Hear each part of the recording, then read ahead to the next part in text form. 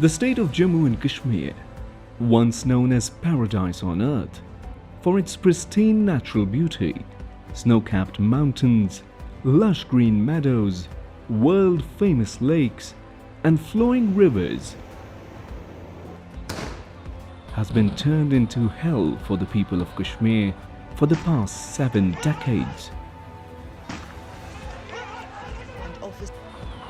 Denial of Kashmiri people for their right of self-determination is a bitter reality, as on August 5, 2019, followers of the Hindutva ideology occupying the seats of power in New Delhi inflicted the most devastating blow to the people of Indian illegally occupied Jammu and Kashmir. On this day, fascist Indian rulers snatched the special status of Jammu and Kashmir through an illegal and unilateral malicious step. Indian Home Minister Amit Shah informed the Indian Parliament about the repealing of Article 370.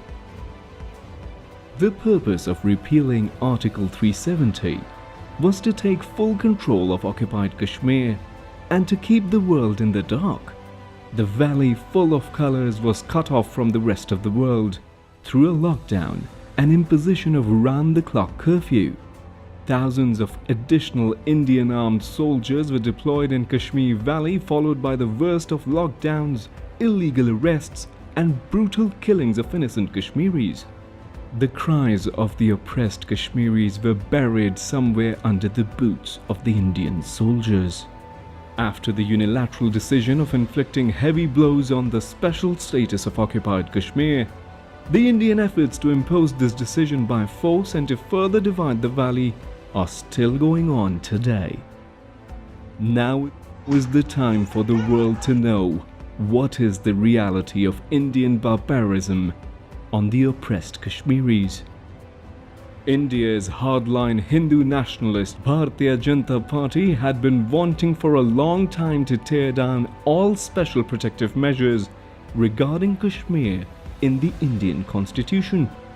The agenda of the Indian government was to use full force to change the demographic structure of occupied Kashmir.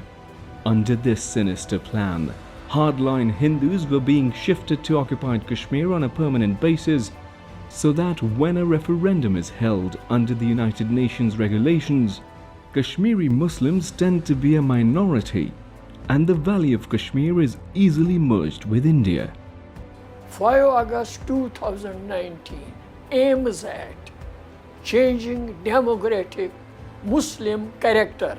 To achieve that end, Hindutva ideologists have altogether changed laws of Jammu and Kashmir. Finally, its conclusion is to change the outlook of the international community for plebiscite of Jammu and Kashmir and to get the results, if ever, of the plebiscite in favor of India.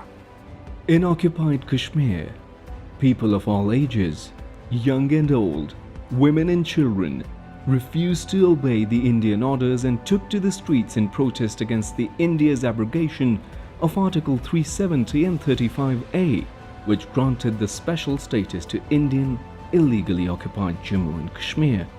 Thousands of activists, including all parties' Hurriyat Conference leaders, were arrested during the protest demonstrations.